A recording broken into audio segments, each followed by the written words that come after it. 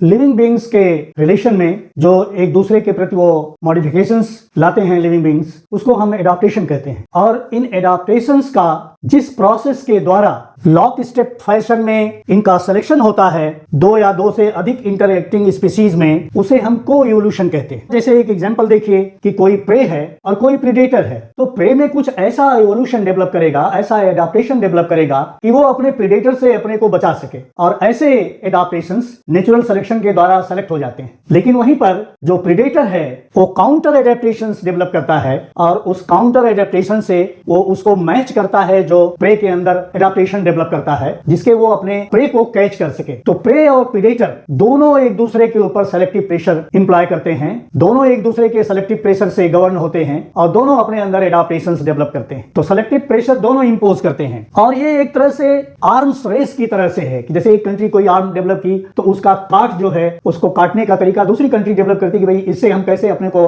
बच सकेंगे। तो उस तरह से प्रे और प्रीडेटर एडाप्टेशन और काउंटर एडाप्टेशंस डेवलप करते रहते हैं। एक एग्जांपल हम आपको बता रहे हैं, एक हमिंग बर्ड होती है, वो बहुत स्मॉल बर्ड होती है, लेकिन इसकी बीक जो है वो बहुत लंबी होती है, और इसकी जो टंग है वो एडेप्टेड होती है शक करने के लिए। तो बर्ड्स जो होती हैं वो नेक्टर को फ्लावर्स से लेती हैं। नेक्टर जो है फ्लावर्स में पाया जाएगा या कहीं भी प्लांट्स पर ये पाया जा सकता है। नेक्टर जो होता है वो शुगर रिच होता है, और इससे न्यूट्रिशन मिलता है ऑर्गेनिजम्स को। हमिंग बर्ड एक छोटी सी चिड़िया होती है, और इसकी बीक बहुत लॉन्ग होती है, और ये एडेप्टेशन इसलिए है इसके अंदर क्योंकि कुछ फ्लावर्स बहुत लंबी साइज के होते हैं, ट्यूबुलर होते हैं, और उसकी नेक्टरीज जो हैं वो बेस पर रहती हैं। तो इसको इसके अंदर जाके, इस बीक को इसके अंदर जाके नेक्टर को सक करना है, और साथ ही साथ जो इसके अंदर गैमीट्स हैं उनका डिस्पर्सल भी दूसरे फ्लावर्स पर करना है। तो दो फंक्शन ये करता है, एक तो ये अपना काम न्यूट्रिशन का करता है, न्यूट्रिशन सक करता है और भी बहुत सारी चीजें मिल जाती हैं, और दूसरा फंक्शन जो है ये पॉलिनेशन का भी फंक्शन करता है। तो ये बर्ड जो है ऐसे फ्लावर्स के पास हॉवर करती रहती है,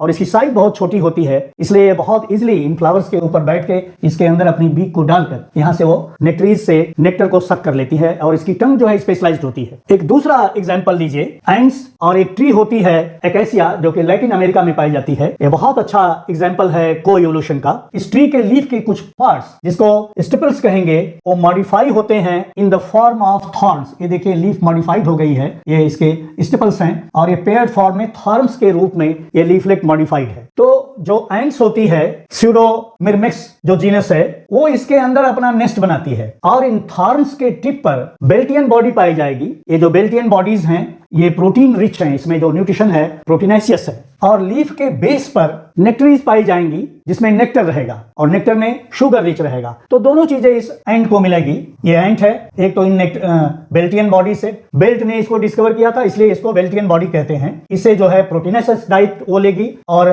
नेक्टरीज से उसको शुगर रिच डाइट मिलेगी, नेक्टर मिलेगा। तो इन दोनों डाइट पर ये सर्वाइव करेगी। तो ये जो एंट है इस ट्री में तीन बातें खास करती हैं। एक तो ये इसमें थॉर्न्स जो हैं, थॉर्न्स ऑलरेडी जो हर्बीवोर्स हैं उनको दूर रखता है। दूसरी ये इसमें अपना नेस्ट बनाएंगी और अपना नरिशमेंट यहाँ से सक करेंगी। तीसरी बात है कि अगर किसी दूसरे ट्री की ब्रांच इसको टच करती है, इसको इंक्रोच करती है, तो ये जो एंड्स हैं उसको कट कर देती हैं, और इसके इर्द गिर्द पाए जाने वाली ट्रीज की ब्रांचेस जो इसको इंक्रोच करती हैं उसको कट कर देंगी, और एक टनल फॉर्म करती हैं। उस टनल फॉर्मेशन से क्या होगा, सनलाइट सीधे इन ट्रीज को आएगी, और जब सनलाइट आएगी तो ये अपना फूड बहुत अच्छा फोटोसिंथेसिस के द्वारा मैन्युफैक्चर करेंगे। दूसरे ये जो एंड्स हैं ये कुछ ऑर्गेनिक मटेरियल अपने फूड के रूप में लाती हैं, और उन ऑर्गेनिक मटेरियल्स को वो इन नेस्ट में रखती हैं और अपना फूड लेती हैं। जो बचा हुआ ऑर्गेनिक मैटर है और जो इनका एक्सक्रीशन निकलता है वो भी नाइट्रोजनस होता है, तो दोनों नाइट्रोजन रिच हो गए। ऑर्गेनिक मटेरियल जो ये खुद लाई और जो इनका एक्सक्रीशन निकला, ये दोनों प्लांट के डेवलपमेंट में काम करता है। तो दोनों एक दूसरे को बेनिफिट पहुंचा रही हैं। ये अपना शेल्टर पा रही है, अपना फूड पा रही है, और ये प्लांट को नरिशमेंट प्रोवाइड कर रही है और इसके फोटोसिंथेसिस में हेल्प कर रही है। तो दोनों एक दूसरे को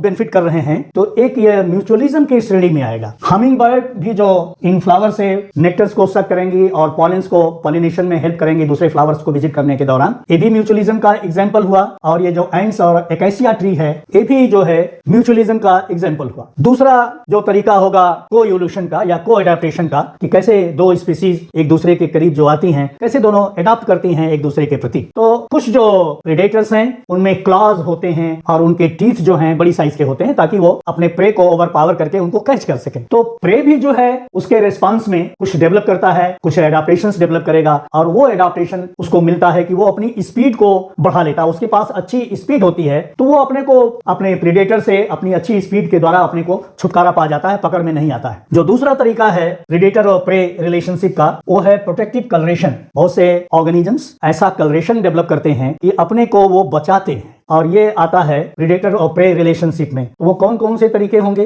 वो केमिकल डिफेंसेस होगा। तो केमिकल डिफेंस कौन से एनिमल्स शो करेंगे, कौन से किन एनिमल्स में एडॉप्टेशन होगा जो केमिकल प्रोड्यूस करेंगे और वो डिफेंस अपना लेंगे? वो होगा बीज, वास्प, जिसमें आप वो देखते हैं कि एक येलो कलर की और एक थोड़ा सा ब्राउनिश कलर की जो स्टिंगिंग वास्प्स हैं, स्कॉर्पियंस होंगे, स्पाइडर्स होंगे। ये सब केमिकल्स को यूज करते हैं और अपना डिफेंस करते हैं और ये सभी जो है इनवर्टिब्रेट्स हैं। और कुछ वर्टिब्रेट्स जो हैं जिनके अंदर रीढ़ की हड्डी पाई जाएगी, बैकबोन पाई जाएगी, उसमें फ्रॉग्स होंगे, स्नेक्स होंगे, लिजर्ड्स होंगे, फिशेस हैं और कुछ बर्ड्स हैं। ये भी केमिकल प्रोड्यूस करके अपने को प्रोटेक्ट करती हैं अपने प्रेडेटर से। इनेटली स्वतः में ऑर्गेनिज्म से ये जान लेते हैं कि भाई इसके पास जाना ठीक नहीं है, ये जो है स्टिंग करेगा, डंक मारेगा और ये थोड़ा सा पॉइजनस सब्सटेंस इंजेक्ट करेगा, तो इससे अपने आप दूर हो जाते हैं। तो ये दोनों में एडाप्टेशन है। हम सीख जाते हैं कि ये डंक मारेगा, स्टिंग करेगा और वो शो करते हैं कि मेरे पास डंक है, स्टिंग है, मुझसे दूर रहो। तो दोनों के अंदर एडाप्टेशन डेवलप हुए, तो इसको कहेंगे को एडाप्टेशन। जो दूसरा तरीका होगा डिफेंसिव कलरेशन का, कलर से कैसे वो डिफेंस करेंगे। तो कुछ क्रिप्टिक कलरेशन एनिमल्स में आता है और क्रिप्टिक कलरेशन में होगा कि वो कलर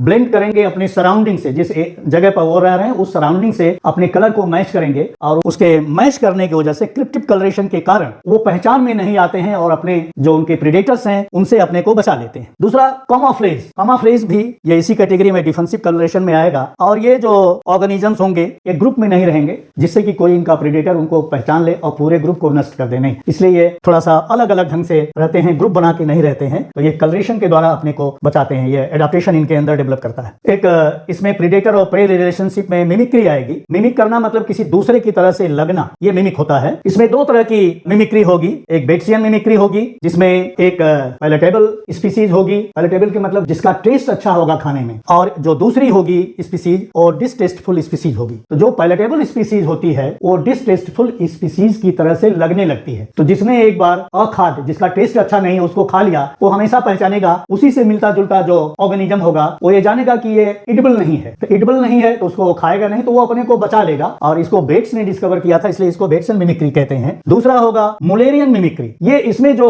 ऑर्गेनिजम्स होंगे वो रिजेंबल करेंगे पॉइजनस और डेंजरस ऑर्गेनिजम्स को मेल करा के, और ये स्पीसीज जो हैं सिमिलर कलरेशन डेवलप करते हैं और इसमें कुछ इंसेक्ट रिजेंबल करते हैं वास्प्स को, जिसमें वही बताया ना कि स्टिंग करने वाले इंसेक्ट्स हैं और उनके कलर से मैच करा के वो हमेशा अपने को कंफ्यूज कराएंगे कि अगर मेरे पास आओगे तो मेरे अंदर ऐसा एडाप्टेशन है कि मैं स्टिंग करके तुम्हें कुछ पॉइजनस केमिकल इंजेक्ट कर दूंगा। तो ये जो मिमिक और मॉडल होता है, दोनों जो जिसके तरह से लगेगा, जो मिमिक करेगा और जो मॉडल होगा, ये सिर्फ मात्र एक दूसरे की तरह से लगते ही नहीं है बल्कि एक दूसरे की तरह से ये एक्ट भी करते हैं ताकि कहीं पर कोई कंफ्यूजन ना हो सके कि ये कोई दूसरी चीज है। तो to look alike and to act alike, ये दोनों चीजें इसमें जरूरी हो जाती हैं। फिर तीसरा जो को इवोल्यूशन का बहुत अच्छा एग्जांपल है वो है सिम्बायोसिस। सिम के मतलब साथ, बायोसिस के मतलब लाइफ, जिसमें लाइफ जो है साथ साथ दो या दो से अधिक ऑर्गेनिजम्स की एक साथ चले। तो सिम्बायोसिस का बहुत अच्छा एग्जांपल आप जानते हैं लाइकेंस हैं, और जिसमें फंगस है और एल्गा एक दूसरे के साथ करते हैं। और सिम्बायोटिक रिलेशनशिप को कुल मिला के सब मिला के तीन भागों में बांटा गया है। एक म्यूचुअलिज्म है। म्यूचुअलिज्म के मतलब जिसमें दोनों पार्टनर एक दूसरे को बेनिफिट कर रहे हैं। इसका बहुत ही अच्छा एग्जांपल हमने आपको पहले ही बता दिया कि ये जो है अकेसिया ट्री है और ये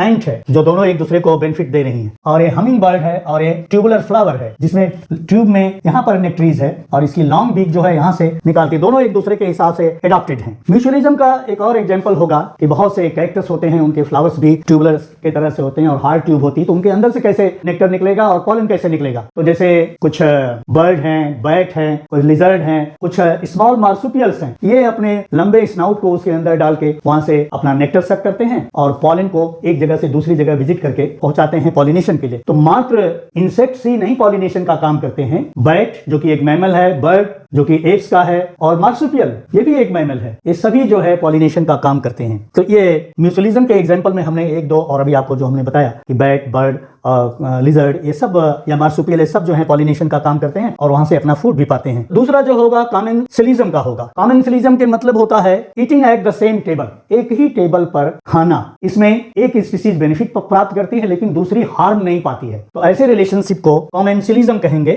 और इसका एग्जांपल होगा कि जैसे किसी ट्री पर कोई बर्ड अपना नेस्ट बनाती है, तो ट्री एक स्पीसीज हो गई, बर्ड दूसरी स्पीसीज हो गई, और दोनों के अंदर इस तरह का एडाप्टेशन है कि एक दूसरे के साथ ये काम कर ले रही हैं। और एक और एग्जांपल आपको बताएं, बहुत पॉपुलर है, जिसमें व्हेल्स के ऊपर कुछ बार्निकल्स अटैच्ड रहते हैं। वो बार्निकल्स उस व्हेल के साथ जो कि स्पीड के साथ जाती है उसके साथ एक जगह से दूसरी जगह को मूव करते हैं, अपना फूड गैदर करते हैं, और वो प्रोटेक्टेड रहते हैं अपने प्रीडेटर्स के द्वारा। तो व्हेल को कोई हार्म नहीं पहुंचती है और बार्निकल्स एक जगह से दूसरी जगह मूव करता है और प्रोटेक्टेड रहता है। जो तीसरा तरीका सिम्बायोसिस का है वो पैरासिटिज्म का है। पैरासिटिज्म में एक होस्ट होता है और एक पैरासाइट होता है। तो होस्ट जो है पैरासाइट को अपने अंदर रखे, चाहे अपने ऊपर रखे, एंडोपैरासाइट के रूप में हो सकता है या एक्टोपैरासाइट के रूप में हो सकता है। एक बहुत पॉपुलर एग्जांपल आप जानते हैं कि टेपवर्म जो है, टेपवर्म जो है ह्यूमन के इंटेस्टाइन में पाया जाता है। तो दोनों के अंदर एडाप्टेशन है। टेपवर्म ने ऐसा एडाप्टेशन किया कि उसके अंदर सिर्फ रिप्रोडक्टिव सिस्टम अच्छा डेवलप हुआ, rest of the systems degenerate कर गए। और वो चूंकि रेडीमेड फूड मटेरियल इंटेस्टाइन से पाता है, इसलिए वो बिल्कुल फिट हो जाता है। जाके उसकी बॉडी वॉल पर टेपवर्म के कुछ विलाई टाइप के प्रोसेसेस होंगे जो इंटेस्टाइन की माइक्रोविलाई में जाके फिट होते हैं और नरिशमेंट लेता रहता है। और ये भी डर रहती है टेपवर्म को कि हम कहीं एक्सपेल न कर दिए जाए, कहीं हमारा होस्ट मर न जाए, उसकी डेथ न हो जाए। तो कुछ वो अपने सेगमेंट्स को काट के फीकल मटेरियल के द्वारा बाहर भी करता रहता है ताकि वो उसकी लाइफ साइकिल चलती रहे। तो इस तरह के अच्छे एडाप्टेशंस दोनों डेवलप करते हैं।